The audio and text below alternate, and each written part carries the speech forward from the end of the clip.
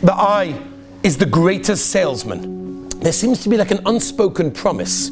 It's like there's something over here that's going to give you pleasure. It's going to give you fulfillment. It's going to give you excitement. It's going to make you happy. And then you look. And then you realize 2 seconds after you looked, what a waste.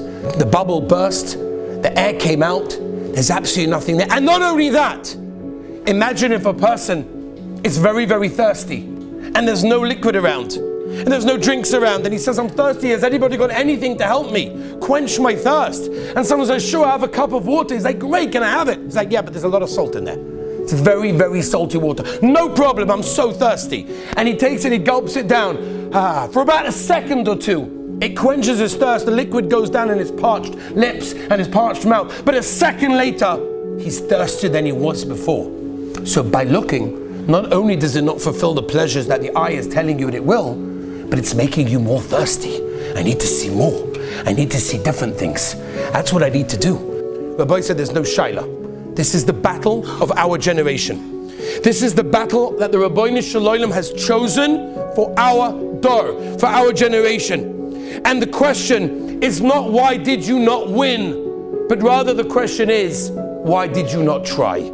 That's what the Rabbeinu Shalom wants from us. And I end with one last Meister Rabbi from the Heilige Kedushas Magid. He said there was a famous carpenter that made the most exquisite pieces of furniture. And at one point he put together a beautiful piece. The way it was made, the way it was designed, every detail was there, the glass, the wood shapes, it was gorgeous. And it went on auction and it sold for millions of dollars then. And some very wealthy person bought it. And he bought it to be able to put in his dining room, and that would be in display for everyone that came into his home. And eventually, the wheel of fortune turns. He lost a lot of his money, and he had to sell many of his items. And one of the items that had to go to the bank to sell in order to pay off the mortgage for his home and everything else that he took out was this piece of furniture. That carpenter who designed this beautiful piece of furniture was once walking the streets of Vienna, and his shoelace snapped. And he said to someone over there, tell me something, could you help me? How do I get a new shoelace? Oh, there's a famous guy. Go down the street, turn right, you'll see over there, there's a store there. He goes there, he looks at this cupboard, he says, ooh, this looks very familiar.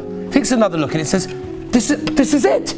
This is my closet, this is the cabinet that I designed, that I made. It was worth millions of dollars. And it's sitting in a store, worth almost nothing because it's chipped and it's cracked and it's bashed. Shem Yirachim, where's the real intrinsic worth?